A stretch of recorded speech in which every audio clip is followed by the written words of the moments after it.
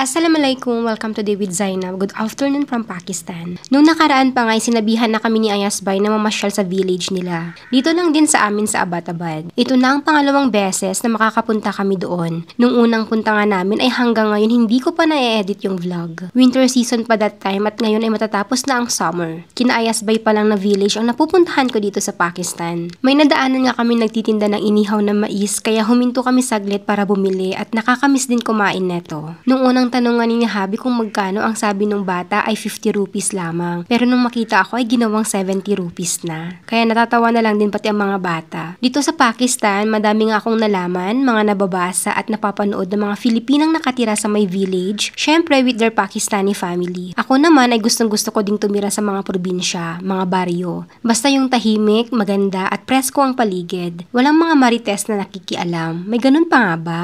Anyway, maganda ang mga view ng village dito sa amin dahil karamihan ay sa mga matataas na lugar. Madaming mga kabahayan sa mga bundok pero wala akong nakikitang gawa sa kahoy na bahay. Pero meron yung mga gawa sa putik. Bago nga kami makarating sa bahay ni na Ayasbay ay naglakad na kami para kasing nahihirapan na bigla yung sasakyan. Pero mas okay na yung ganito dahil maganda naman ang mga nadadaanan namin. At napakalapit na rin naman ang bahay ni na Ayasbay. May napakaliit na mosque pa kaming madadaanan dito. Natuwa nga din ako sa pine trees dito sa gilid. Normal na nga lang ang mga ganitong klaseng puno dito sa amin pero natutuwa pa rin ako kapag nakakakita. Kulang na lang ay sasabitan ko ng Christmas light ay Christmas tree na talaga. Bumungad nga sa amin ang mga batang Pakistani na ito na nasa taas ng bubong. Pangkaraniwan na lang din dito na makakakita ka ng Pakistan flag sa mga kabahayan. Dahil nasa mataas na lugar ang village ni na Ayasbay ay talaga namang napakalamig dito lalo pag winter season. Dumaan nga kami sa kabilang gate nila. May bougainvillea pa silang tanim. Napakatagal na nga ng family house na ito ni na Ayasbay. Dekada na ring walang nakatira at ginagawang bakasyonan na lamang ng pamilya. Dahil may mga bahay ng kanya-kanya silang magkakapatid. Bukod pa sa may ibang family house din sila sa mismong city. May mga kamag-anak silang pumupunta para maglinis at nagpapakain sa mga alagang hayop. Parang sa atin lang din ay lahat magkakakilala ang mga tao dito.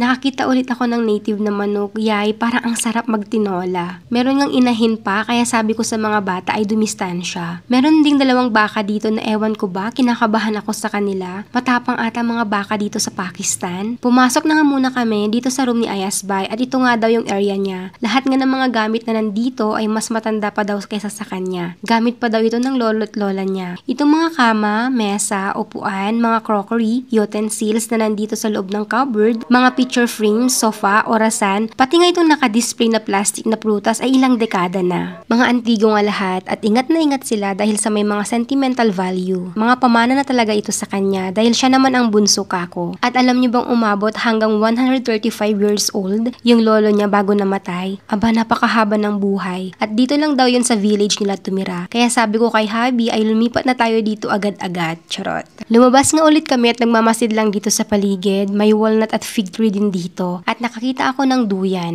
Parang sa atin din sa probinsya sa Pinas na minsan ay gulong at tabla ang ginagamit. Gusto ko ngang subukan kung kakayanin ako pero dahan-dahan nga lang dahil nakatingin at feeling ko talaga naglalakad palapit ang mga baka. Hindi pa nga ako nakakaupo ay parang palapit na sila. Kinakabahan ako kaya naman napatakbo talaga ako. Sina Habi at mga bata naman ay tawang-tawa sa akin. Hindi ko na sinubukang magduyan ulit. Habang nagre-relax at nagkwekwentuhan ay maya-maya nga nag-aya lumabas si Ayasbay para maglakad-lakad daw at maganda ang panahon. Kaninang umaga kasi ay umuulan dito sa amin sa Abbottabad. Hanggang dito nga ay talaga namang may palato-lato ha. Kaya sabi ko kay kuya na kunin yung bag ko at andun din yung nabili naming lato-lato. Nagsimula na kami maglakad bukod sa mga bata ay parang mga walang kapitbahay dito. Ay wala akong masyado nakikitang tao sa labas. At ito naman si Ayasbay, kada may dahon ng makita ay laging may patrivia. Hindi lang yan dahil may pagpitas pa ha. At ibibigay sa amin dahil mga herbal daw ang mga ito. Mga gamot daw sa sipon at sakit ng tiyan. Magiging kambing na nga daw kami nito sabi ni Habi. Ang OA din. Bago nga kainin ng mga bata ang dahon ay nag-ala kambing din. Ang pangalan pala ng village nila Ayasbay ay Thailand. Sabi ko nga palitan na natin ng Philippines. Dito nga ay kitang-kita ang mga bahay sa kabilang bundok. Sabi ko nga lamang ay doon naman kami pupunta sana sa susunod. At doon ay pwedeng magsasakyan or sumakay sa cable car. Yung sinakyan namin kasama si Kabayan na na-meet ko din dito. Akala ko hanggang dito na lang kami. Yun pala ay aakyat daw at mas maganda ang view sa taas. Para daw maranasan namin ang ginagawa nila Ayasbay nung mga bata pa sila. Aba ay walang mga pasabi at bigla-biglaan na naman. Kung kailan naka-jeans ako, wala pa kaming tubig na inumin kaya naman si Ayasbay ay nanghingi na lamang ng tubig na maiinom sa bahay ng kamag-anak niya. Syempre ang mga bata ay gustong-gusto at sa lahat naman ay pati si Habi ay mga game palagi. Nang unang punta namin dito sa village ni Ayasbay ay hindi kami umakyat ng bundok. 7 months ago pa ata nung nag-hiking kami banda sa Abatabad Heights malapit sa amin. Nangunguna nga sina Bunso at Ayasbay. Ilang hakbang pa lang ay hingal na talaga ako. Ganito pa man din ang suot ko. Mga ilang calories na ba ang mabuburn ko neto? Pahinto-hinto nga ako at si Kuya ay hindi rin ako iniwan. Kanina pa nagsisigaw si Bunso sa may taas na bilisan daw namin. Sabi ko nga ay tama na at hindi ko na kinakaya. Aba ang Bunso ay wag daw tumigil at bilisan pang umakyat. Ilang minuto pa nga ang lumipas ay ayan nakikita ko na sila. Grabeng pagod talaga at hanggang dito na nga lang daw muna kami sa ngayon. Sulit din naman ang pagod dahil napakaganda ng view. Mahangin din kaya napaka-presko na dito. Kitang-kita ang mga bundok at madaming mga bahay. Dito nga ay pwede mo na isigaw ang lahat-lahat ng sama ng loob mo. Pwede ka ditong magwala at walang maninita. Pero sa pag-akyat pa lamang ay makakalimutan mo na ang lahat ng problema mo sa buhay. Lalo na kapag ganitong summer season at magsuot ka pa ng sa katulad ko ay mas gugustuhin mo na lang maupo at i-enjoy ang magandang view. Iba talagang pakiramdam kapag malapit ka sa nature. Naupo na nga muna ako, sayang at wala kaming dalang chips, wala din namang store na mabibilhan kanina sa malapit. Mabuti na lang may isang biscuit ako sa bag. Si Habi naman ay sineset up na niya ang drone. Sabi ni Ayasbay ay naakyat din daw nila madalas ang isa pang bundok na ito at doon sila naglalaro dahil may malawak na kapatagan daw sa kabila. Gusto pa nga ng mga bata pero ang sabi ko ay next time na lamang dahil wala na akong lakas pa. Dito nga daw sa pwesto namin ay may mga nagkakamping din. Lalo na kapag winter season, ngayon pa lang ay nagpaplano na kami ng mga bata kasama ang mga pinsan nila at si Bobby ko. Pagkatapos na mahabang sandali ay tumawag si Auntie Ikra at nag-i-invite siya for dinner. Dahil pasado 5 PM na ay bumaba na rin kami. Nangunguna ulit sina Bunso at Ayasbay. Napakabilis nilang maglakad. Nakikita ko nga ang mga bubong ng bahay. Akala mo napakalapit na ang baba pero hindi pa pala. Kailangan din magdahan-dahan. Mabuti na lang at nakasapatos kaming lahat. Kung gaano ako kabagal umakyat ay ganun din sa pagbaba. Si Habi na nagbi-video sa akin ay para napaka-chill lang. Bakit ganun? Pare-pareho naman kami ng kinakain sa bahay. Hindi rin naman ito namumundok katulad ko. Finally, nakababa na kami. Ang sakit na ng mga hita at binti ko. Nagsuot na rin ako ng shawl dahil may mga ilang Pakistani na akong nakikita. May mga kambing na rin na hinahawak-hawakan ni na Kuya. Kahit anong hayop na makita nila, basta hindi delikado ay talagang hindi pwedeng hindi nila malapitan o mahawakan. May mga batang Pakistani din naglalaro sa sanga ng puno. Gawain din namin yan dati. Sabi ko nga kina Kuya at Bunso ay may time pa kung gusto nilang subukan. Pero wag na daw. Baka nga kako bigla na naman kaming bigyan ng kung ano-anong dahon ni Ayasbay. At hindi nga ako nagkamali. At may inaabot na naman siya dito sa daan. Ang mga bata nga ay naglambitin pa, talaga naman. Hindi na daw malakambing kundi malaunggoy na rin sabi ni Habi ng pabiro. Madami ngang puno ng pomegranate, fig, walnut dito sa area. Ang bilis ngang magdilim, kaya kailangan na naming magmadali at kanina pa naghihintay si Auntie Ikra. Nakita ko nga ang mga batang Pakistani na ito na naghihintay sa amin at gusto daw kaming makita. Nung palapit na nga ako ay bigla namang mga nahiya at nagsipasukan sa kanilang bahay. Tumuloy muna kami saglit kina Ayasbay para ma-meet yung Bobby niyang andito na ngayon. Kanina kasi ay nasa palengke daw. May lime tree din pala silang tanim dito sa loob ng bakuran nila. Wala na rin yung baka dito sa harap, kaya naman nakapagduyan saglit ang mga bata, pero hindi ko na rin sinubukan.